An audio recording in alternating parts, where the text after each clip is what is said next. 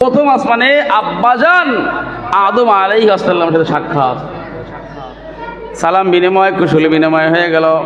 আব্বাজান আদম দোয়া করে দিলেন। কি করলেন? দোয়া করলেন। সময় সংক্ষেপ, একবারে আমরা সিদরাতুল মুনতাহায় গেলাম, সপ্তম আসমান পর্যন্ত গেলাম।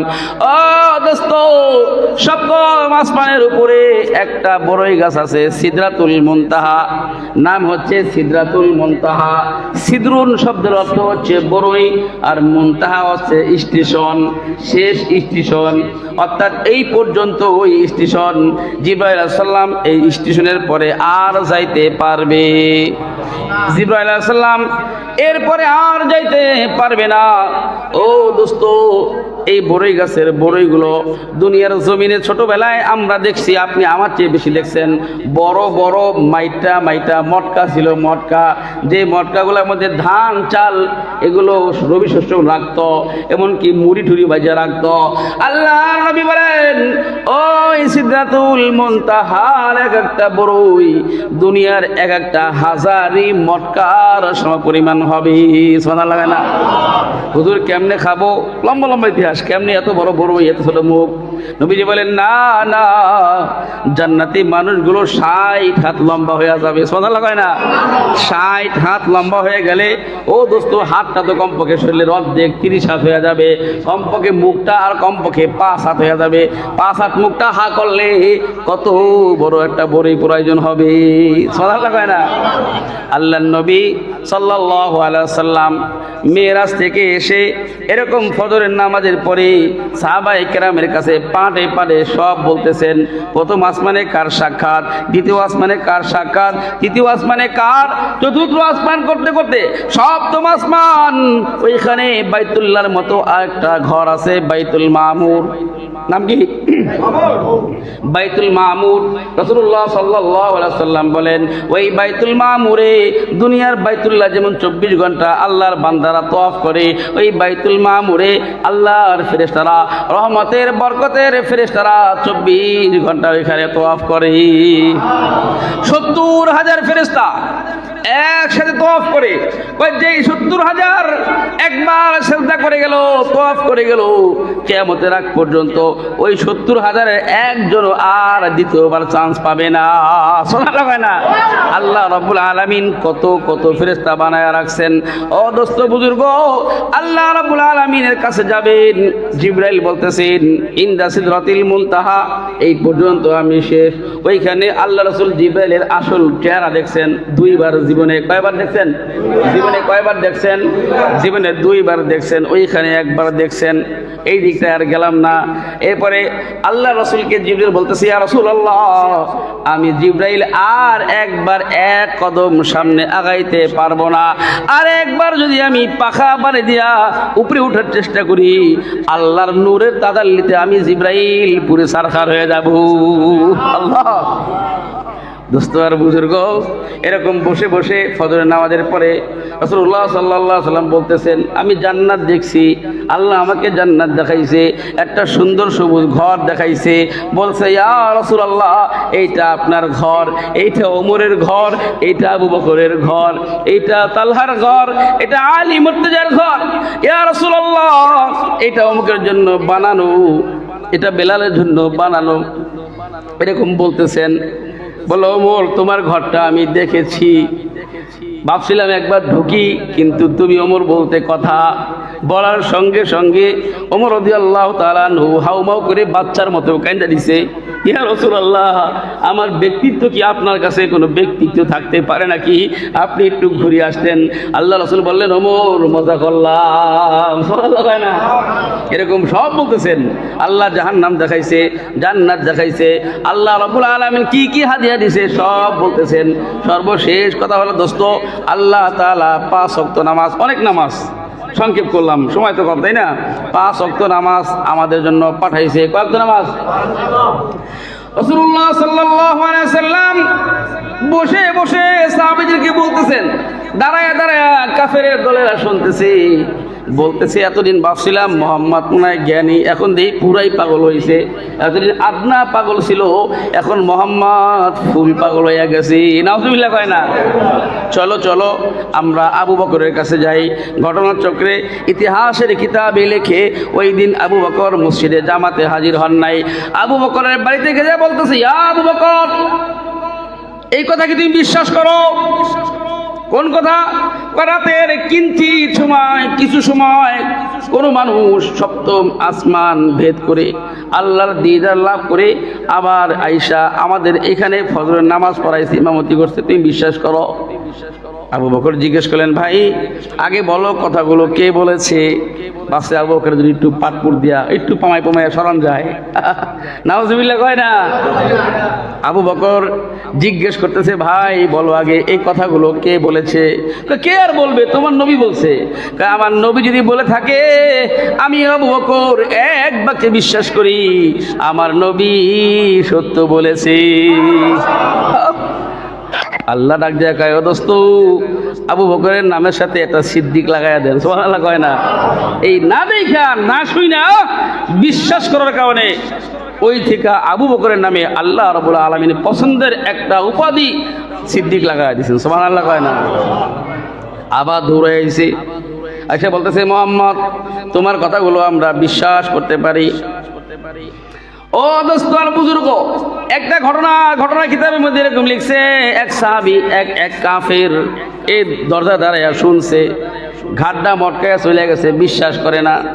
বাজার কইরা কিছু মাছ কিনছে, কিনা ভালো করে খেয়াল করে, মাছ কিনছে কিনা পৌরো দিছে, দিয়ে কইছে, ওই এটা কুইটা কেটে রান্না কর, লুঙ্গিটা দিয়ে আমি গোসল করে আহি। যায় না এমনি বেটা, লুঙ্গিটা লইয়া কান্দে দৌড়ে যায়, গাঙ্গে গোসল করতে যায় না? লুঙ্গিটা দিয়ে আমি একটু গোসল করে আহি। উনি গোসল করতে নদীর কিনারে যায়, পানিতে ডুব দিছে। ডুব দিয়ে উঠে দেখে পুরুষ আর পুরুষ নাই, একবারে টকবগে যুবতী একটা সুন্দরী হয়ে গেছে। আল্লাহ আকবার কয় না? কে পারে? আরে কয় না কে পারে? আল্লাহ বুঝাইবো আমার দোস্তের ঘটনা মিথ্যা, দেখ আমি আল্লাহ কেমনে বানায়া দেখাই। সুবহানাল্লাহ কয় না? মহিলা একদম সুন্দরী মহিলা, টকবগে সুন্দর, রাস্তা দিয়া যুবক দেখে পছন্দ করে লাইছে, একবার ধরে নিয়ে বিয়ে করে সংসার। এক পোলার মা, দুই পোলার মা, তিন পোলার মা হয়ে গেছে। 24 বছর সংসার করছে, করার পরে আবার গ্রামের মহিলাদের সাথে একদিন নদীর ঘাটে গোসল করতে আইছে। আইসা ডুব দিছে, ডুব দিয়ে দেখে লুঙ্গির জায়গায় লুঙ্গি আছে, মাত্র একটা ডুব দিয়ে সে উঠল। আরে ভাই একটু জোরে কর না, জোরে কর না। আশ্চর্য হয়ে গেল। ঘটনা কি?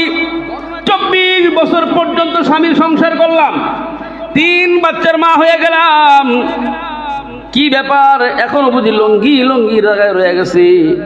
বান্ধবীরা কই, তাদেরকেও দেখি না। ঘটনা কি? মাথার মধ্যে থাপ্পড় মারে, শরীরের মধ্যে ফু মারে, বুধ পেতনে ধরলো কিনা, ঘটনা কি চিন্তি দেয় না, সব ঠিক আছে ঠিক আছে। বাইরে দেয়া দেখি হাঁটতেছে আর চিন্তা করতেছে, 24 বছর সংসার করলাম, 3 সন্তানের মা হইলাম, ঘটনা কি? বাড়িতে দেয়া দেখে বিবি সাহেবা এখনো পর্যন্ত মাছ করতে আছে। ডাক দিয়ে বলতেছে, ও বিবি, 24টা বছর পর্যন্ত স্বামীর সংসার করলাম, এখনো মাছ করতেছ? স্ত্রী ডাক দিয়ে কয়, স্বামী আমার বুঝে ধরেছে, নিশ্চয় তুমি আব্দুল্লাহর পোলা মুহাম্মাদের সাথে বেয়াদবি করে এসেছো। ও স্বামী আমার, দৌড়ে চলো মুহাম্মাদের দরবারে যাই। ইহুদি স্ত্রী দৌড়ে আসে, আইসা দেখে এখনো পর্যন্ত আল্লাহর নবী সাহাবাদের সাথে মেয়েরাজের ঘটনা বর্ণনা করতেছে। সুবহানাল্লাহ কয় না? ইয়া রাসূলুল্লাহ, আমি বুঝেছি, আমি শুনেছি, একটা পানির নিচে ডুব দিয়ে যদি আমি 24টা বছর পর্যন্ত অন্যের সংসার করতে পারি, আপনি নবীও এক রাতের মধ্যে আল্লাহ দিদার লাভ করতে পারে। দোস্ত আর বুজুর্গ, আবু জাহেলের বংশ, হেদায়েতের মালিক কি? কথা বলে না মালিক কি? কেউ দূর থেকে শুনে যায় হেদায়েত পাইছে, আল্লাহ নবীর দাঁত ভাঙছে, ওয়াজ করে দাঁত ভাঙ্গা দিছে। আবার আল্লাহ নবীকে বারে বারে চোখ দিয়ে দেখছে, আল্লাহ আবু জাহেল বানায় দিছে, অন্তরের মধ্যে হুজ্জত কায়েম করে দিছে। হেদায়েত তার কপালে নসিব হয় নাই। হেদায়েতের মালিক কে? হেদায়েতের মালিক কে? আল্লাহ যাকে চাইবেন তাকে হেদায়েত দিবেন। হেদায়েতের চাবিকাঠি দুনিয়ার কারো হাতে নাই। হেদায়েতের জন্য মুহতাজ হওয়া চাই। সহজে বুঝি, নরম জায়গায় পানি জমে, উঁচু জায়গায় জমে, নিচু জায়গায় রহমত নাজিল হয়। দিল যদি নরম হয়, दिल যদি নরম হয়, बहुत तलबा खुदा मिलता, शिकस्ता दिल नहीं मिलता, हकीकत में यही कामिल, शिकस्ता दिल जैसे हासिल। पर दिल ভাঙা আছে, অন্তরে ব্যথা আছে, ইলম নাই, আমল নাই, আখলাক নাই। এই মালিক আল্লাহ, আমার নামাজগুলো হয় কি জানি না, সুন্নতের আমল বুঝি না, এরকম ভাঙ্গা ভাঙ্গা দিল পেরেশান লইয়া যে ব্যক্তি থাকে, শেখ সাদি লেখে এই দিল ভাঙ্গাওয়ালা ব্যক্তি একমাত্র হেদায়েত পাইতে পারে। উনি কামেল, দিল ভাঙ্গা পেরেশান। তো যে কথা বলতেছিলাম, রাসূলুল্লাহ সাল্লাল্লাহু আলাইহি ওয়াসাল্লাম আবু জেহেলের একটা দল দৌড়ে আসলো, এ মুহাম্মদ তোমার কথা বিশ্বাস করতে পারি, আমাদের একটা প্রশ্ন আছে, ওই প্রশ্নের জবাব দিতে পারলে আমরা দলে যারা আছি তোমার কথা বিশ্বাস করে তোমার হাতে হাত দিয়ে আমরা মুসলমান হয়ে যাব। বুঝলেন না? অটোমেটিক কিছু লজিক আছে, লজিক।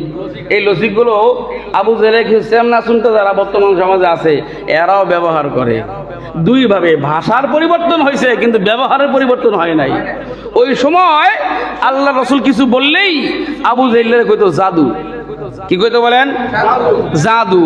আর এই সময় কিছু হইলেই, রাষ্ট্রের মধ্যে কিছু হইলেই কারা করছে?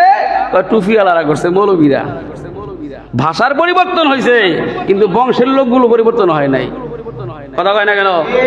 আবু জেহেল কইতো আল্লাহ নবীর যে কোনো কাজকে হইতো জাদু। এই একটা কথাকে উড়াই দিত, আরে জাদু।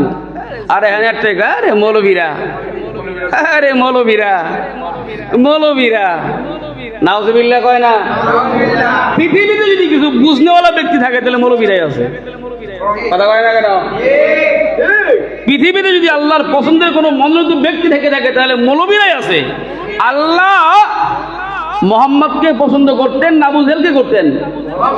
কথা বলেন না কেন? কাকে পছন্দ করতেন? মৌলবী কে ছিল, মোহাম্মদ না আবু জেহেল? কি রে ভাই, লজ্জা পাইতেছেন? মৌলবী কে ছিল? আবু জেহেল ছিল? তাহলে পৃথিবীতে দামি মানুষ থাকলে মৌলবীরা আছে, পৃথিবীতে কিছু বুঝনেওয়ালা ব্যক্তি হলে মৌলবীরা আছে, পৃথিবী ভারসাম্য মৌলবীদের কারণেই আছে। কথা বলেন না কেন? এই জন্য আবু জেহেলের বংশওয়ালারা ভাষার পরিবর্তন করছে, কিন্তু বংশের লোক কিন্তু নিপাত যায় নাই। তো যে কথা বলতেছিল মোহাম্মদ, আমাদের প্রশ্ন আছে, জবাব দিতে পারলে আমরা মুসলমান হইয়া তোমার হাতে হাত দিয়া কালিমা পড়বো। কয় বলো কি প্রশ্ন? কয় তুমি যে বাইতুল মুকাদ্দাস গেছিলা, বলতে পারবা বাইতুল মুকাদ্দাসের জানলা কয়টা, দরজা কয়টা, সিঁড়ি কয়টা? আরে কোন দরজা কোন দিকে, কোন সিঁড়ি কোন দিকে? নাউজুবিল্লাহ কয় না? বলেন তো, এখন আমি এখানে বয়ান করতে আসছি, ভাই নামাজে পরে আমি চলে যাবো, বেজগার মানুষ, আমি এসে গুনছি এই জায়গায় কয়টা জানলা আছে, কয়টা ফ্যান আছে, দরজা কয়টা আছে, পোশাকখানা কয়টা, পায়খানা কয়টা, সাউন্ড বক্স কয়টা, ঘড়ি কয়টা, বাতি কয়টা? এই প্রশ্ন যদি আমার কেউ করে, জবাব দেওয়া কি সম্ভব? এটা বোকার মতো প্রশ্ন না? নবীজি বলেন, জীবনে যতবার আমি চিন্তিত হয়েছি, পেরেশানিত হয়েছি, ওই দিনটার মতো পেরেশান আর কোনদিন হই নাই।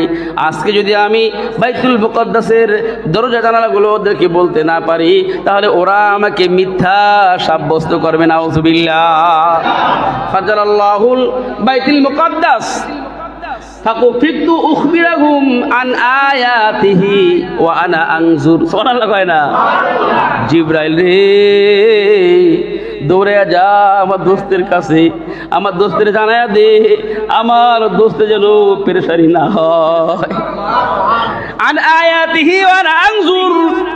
ও জিবরাইল, যা যা পুরা বাইতুল মুকাদ্দাসটা ভিডিও বানাইয়া আমার দোস্তের নজরের সামনে, আন আয়াতিহি ওয়া আনা আনজুর, আমার দোস্তের নজরের সামনে লাগায়া রাখ। আমার দোস্তে পুরা বাইতুল মুকাদ্দাসটা দেখবে আর গুনে গুনে জবাব দিয়া দিবে। আল্লাহ আল্লাহ। জিবরাইল আমিন পুরো বাইতুল মুকদ্দাস নবীজি সাল্লাল্লাহু আলাইহি সাল্লামের সামনে নিয়ে আসছেন। ওরে আবু জাহিল্লা, দাঁড়াও দাঁড়াও, আমি বলতেছি বাইতুল মুকদ্দাসের এই যে একটা দুইটা তিনটা, আল্লাহর নবী ঘুরে ঘুরে জানালাগুলো বলতেছেন, আল্লাহর নবী গুনে গুনে দরজাগুলো বলতেছেন, আল্লাহর নবী গুনে গুনে বাতিগুলো বলতেছেন, কোন দরজা কোন দিকে পুরা সুন্দরভাবে বলতেছেন। ফাজাল্লাহুল বাইতুল মুকদ্দাস আন আয়াতিহি ওয়া নানজুর। ও দোস্ত, কিছুক্ষণ আগে বললাম চরিত্র কিন্তু পরিবর্তন হয় না, কয়লা ধুইলে তার ময়লাও যায় না। ওই যে টপিক একটা, ডায়লগ একটা, বুঝছি বুঝছি তুমি জাদুকর। নাউজুবিল্লাহ বলে না। হেদায়েতের মালিক কে? হেদায়েতের মালিক কে? হেদায়েত কার হাতে? হেদায়েত পাওয়ার জন্য নিজেকে হেদায়েতের মুহতাজ হওয়া লাগে। আমরা কথায় কথায় বলি বাচ্চা না কানলে মায়ে দুধ দেয় না। আল্লাহর কাছে না চাইলেও আল্লাহ এমনি এমনি কেউ হেদায়েত দেয় না। হাত উঠায়ে सर को झुकाए तेरे करम पर आस लगाए। ও দোস্ত, আল্লাহর কাছে হাত উত্তোলন করতে হয়, মাথা ঝুঁকাইয়া চোখের পানিগুলো ছেড়ে ছেড়ে দিয়ে বলতে হয়, মালিক আল্লাহ, এই জমিনে আমি সবচেয়ে বড় গুনাহগার, এই জমিনে সবচেয়ে বড় নাফরমান, এই জমিনে সবচেয়ে বড় নাখান্দা আমি। এলেম আমার নাই, আমল আমার নাই, সুন্নত বুঝি না। ও আল্লাহ, কোরআন বুঝি না, হাদিস বুঝি না, তুমি আমারে বুঝার তৌফিক দান করো।